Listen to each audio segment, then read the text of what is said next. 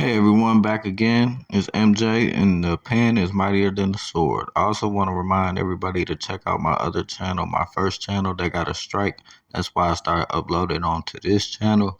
So check out that channel. I'll leave the link in the description box. But I want to jump right into this video here about the Kabul airport in Afghanistan and the incident that happened in there August of 2021.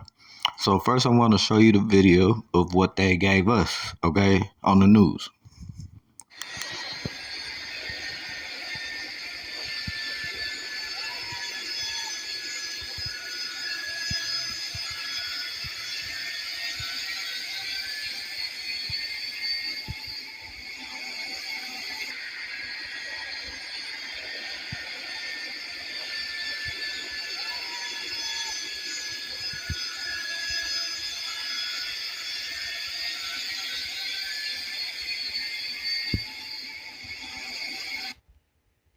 Okay, now I want to show you why that is impossible. All those people running around those engines, even if an engine is at 20% to 40%, it could suck you in or blow you off the runway. So I want to show you some other videos to show you how fake this was. First one is a bus getting blown off the runway. But will it be over and out? Well, it sure will. The bus takes a route that's totally outside of the school district. This incident will have to be reported, you know. Our team is like a bunch of excited school kids. It totally lifted it off the ground like 6 or 7 feet. I can't believe what I just saw. It was probably one of the coolest things I've seen in a long time, and we see a lot of cool things here on Mythbusters. The bus got lift, probably about 6 or 8 feet off the ground. That's probably one of the coolest things I've ever seen in my life.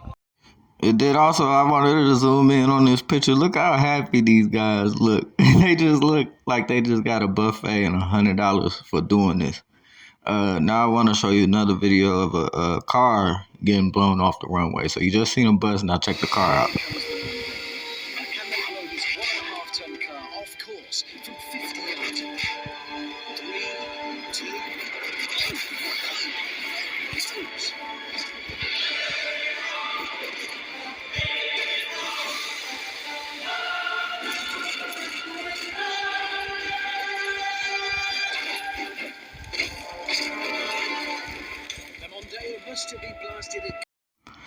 So that's just last year, August of 2021. The Kabul airport was a big hoax. That whole incident, I don't even know why they put that on the news. I mean, it gives me content.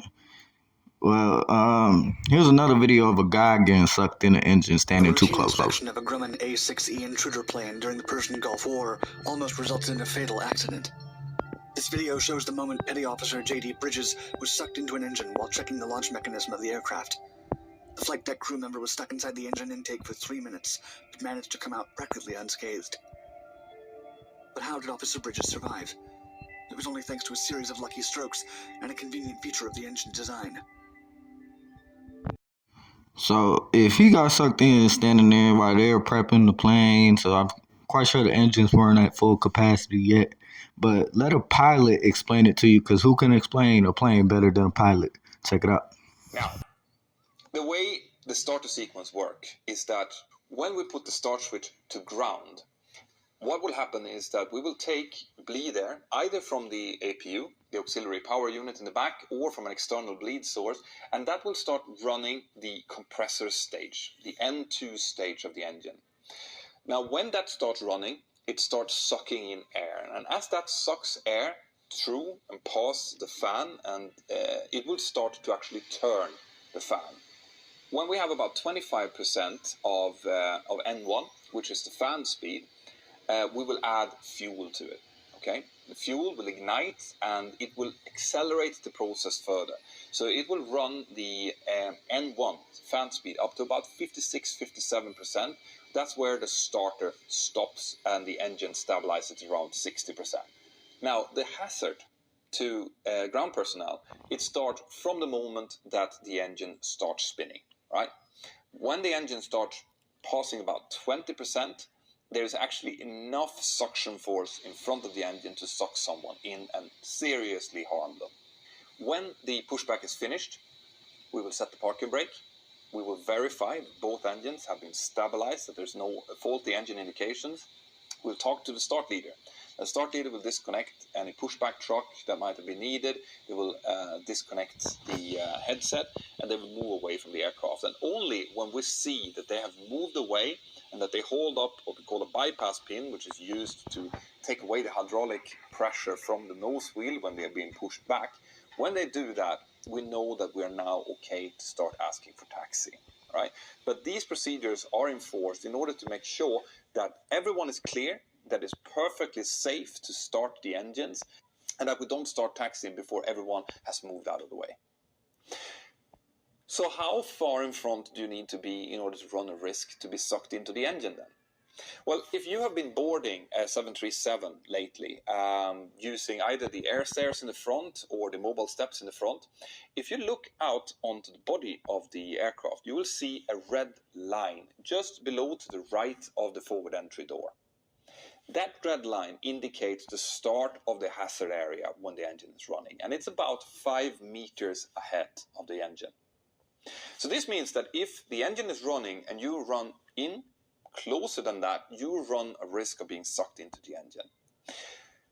There's also a hazard area about 2 meters behind the engine cowling. And that is because when the engine is sucking in air, it's not only sucking the air from the front, it's actually sucking from slight behind as well, so from the edges.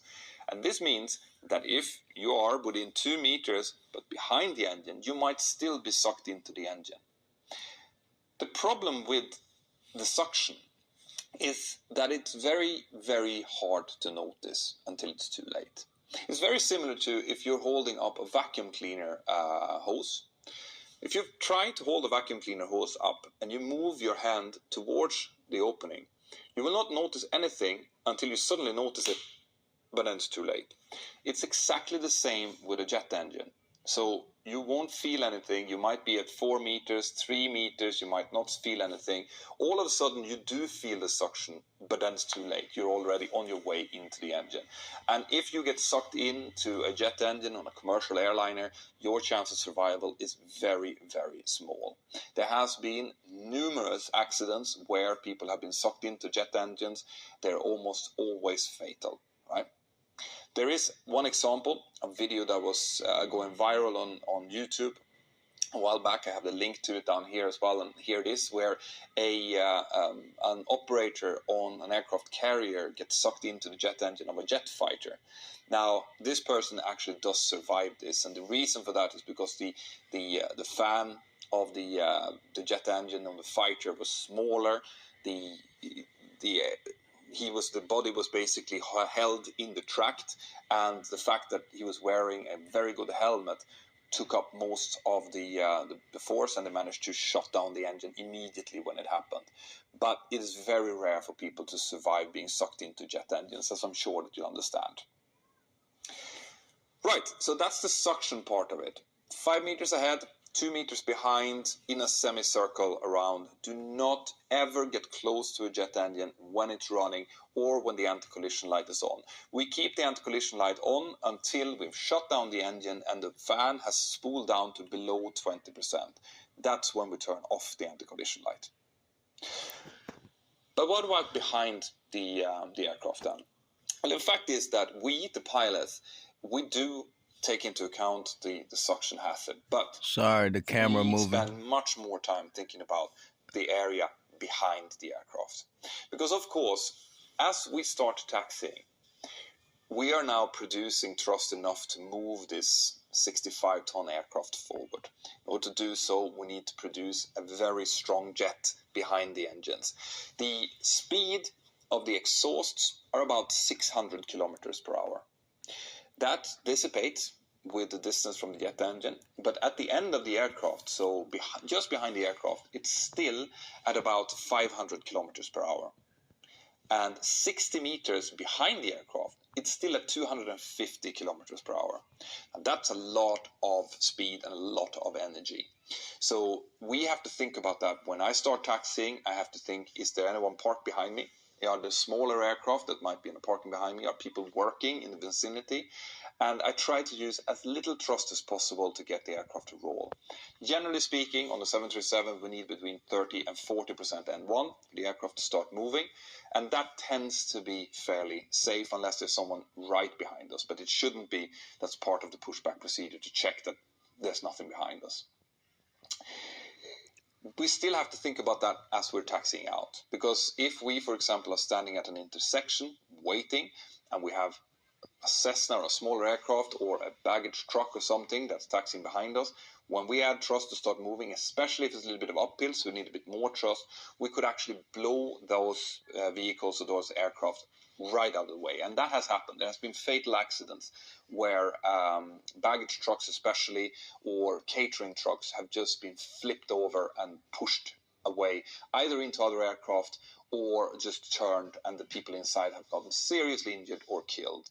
So other things that could happen due to jet blast is that the jet blast could start moving things that should be moving, like mobile steps or catering carts or baggage carts, and they could then be pushed into parked aircraft or into personnel and cause injuries. So jet blasts and where we put them is extremely important that we know about and that we think about. Okay.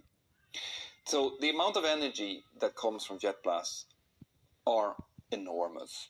Okay, and this is why it annoys me quite a bit when I see pictures from, for example, St. Martin, which is a very famous airport where people can stand on the beach watching aircraft land very, very close or even take off. And it's become a kind of a thing there to do jet blast surfing, as in to hold on to the blast fence and try to keep holding on while an aircraft is taking off.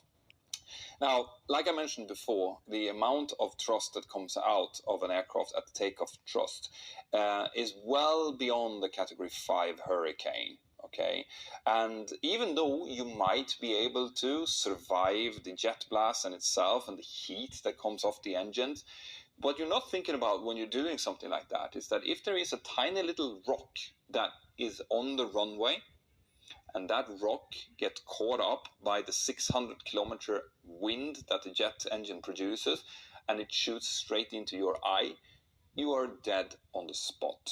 Okay, so doing that is putting yourself in a lot of unnecessary danger. All right.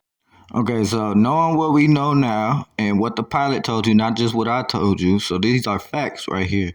You can't be behind an engine, can't be in front of an engine, can't be a certain amount of meters close to it, or you get blown off or sucked in. Check this out again.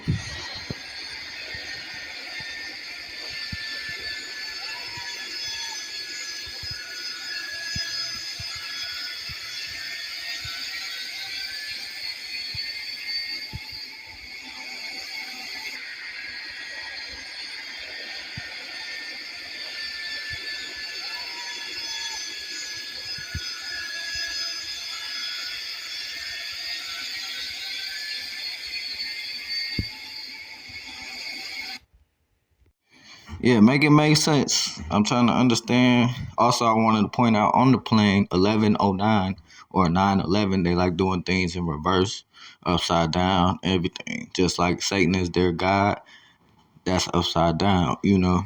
Only one true God, Yahweh, is who we should be asking to help us. And the devil is always trying to deceive, and he used the mainstream media, the government, and these celebrities to push his lies and to make you fall into his kingdom of eternal fire. I'm trying to save y'all and help y'all.